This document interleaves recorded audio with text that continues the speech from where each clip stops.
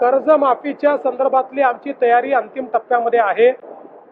या संदर्भात कॅबिनेट सब कमिटीची बैठक झालेली आहे। काही अधिकची माहिती आम्ही मागवली आहे, ती आल्यानंतर आम्ही ही प्रक्रिया सुरू करू। 30 जून पूर्वी कर्जमाफी आम्ही करणार आहोत। काल मला पार्थ पवार येऊन भेटले।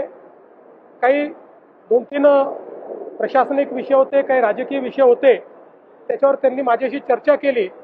मला असं वाटतं की आम्ही मित्रपक्ष आहोत, त्यामुळे ते मला येऊन भेटणं ही काही फार मोठी बातमी आहे असं मला वाटत नाही।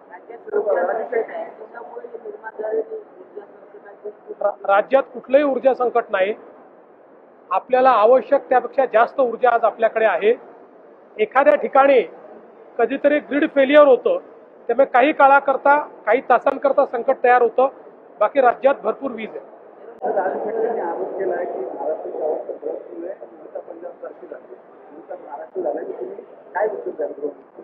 असं आहे की आपल्याला आकडेच या ठिकाणी पाहायला मिळतात।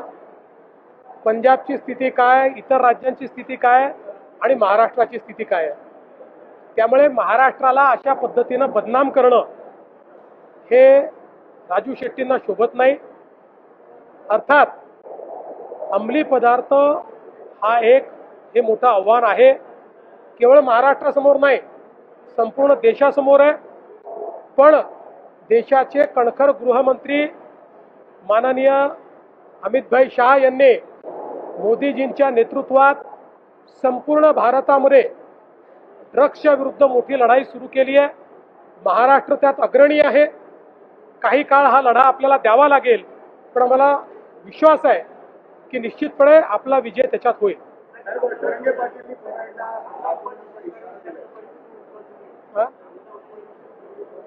असं आहे की आता जी काही आंतरराष्ट्रीय परिस्थिती आहे, त्यामुळे आपला कांदा बांगलादेशातही जात नाही आहे, आखाती देशातही जात नाही आहे।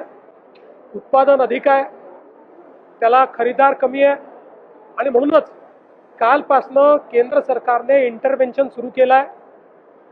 12.5 रुपयाच्या भावाने केंद्र सरकार कांदा खरेदी करताय, ती सुरू झालेली आहे। त्यामुळे काही ना काही दिलासा हा शेतकऱ्यांना निश्चित मिळेल।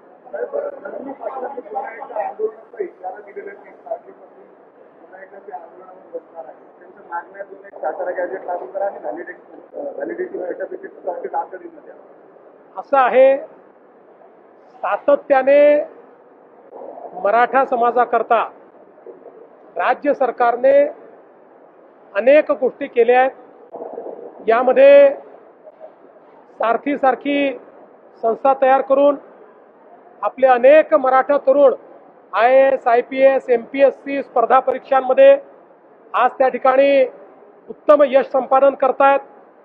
अण्णासाहेब पाटील आर्थिक विकास महामंडळातनं रेकॉर्ड इतके उद्योजक मराठा समाजातले आपण तयार केले आहेत। शिक्षणाचं क्षेत्र असो, सगळ्या स्कॉलरशिप आपल्या चाललेल्या आहेत। ज्यांना हॉस्टेलमध्ये जागा मिळत नाही त्यांच्याकरता निर्वाह भत्त्याची योजना आपण चालवतो, नवीन हॉस्टेल्स तयार करतो। कुठलीही योजना बंद नाही आहे।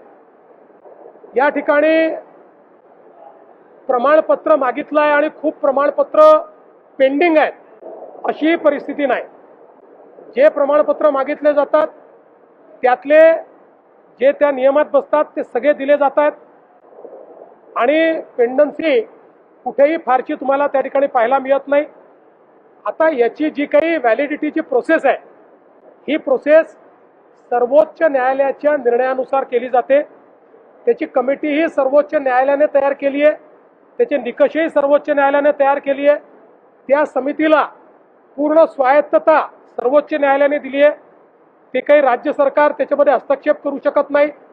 त्यामुळे त्या नियमानुसार कमिटी व्हॅलिडिटी देखील करते, आणि सातारा गॅझेटचा जो काही या ठिकाणी संबंध आहे, आपल्याला माहिती आहे हैदराबाद गॅझेट दिल्यानंतर त्याची केस ही आत्ता माननीय उच्च न्यायालयामध्ये चाललेली आहे।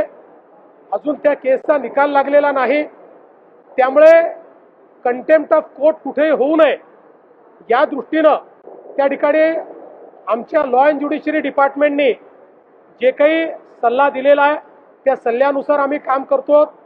कुठेही मराठा समाजाकरता आम्ही केलेल्या योजना स्लो केल्या नाहीत, बंद केल्या नाहीत. उलट अधिक ताकदीनं आम्ही त्या चालवतो. आणि जेवढं मराठा समाजाकरता मुख्यमंत्री म्हणून मी आणि एकनाथराव शिंदेजींनी केलं, मला वाटत नाही की महाराष्ट्राच्या इतिहासात कुठल्याच सरकारमध्ये झालेला आहे. तथापि लोकशाही आहे, प्रत्येकाला मत व्यक्त करण्याचा अधिकार आहे, त्याला तुम्ही थांबवू शकत नाही.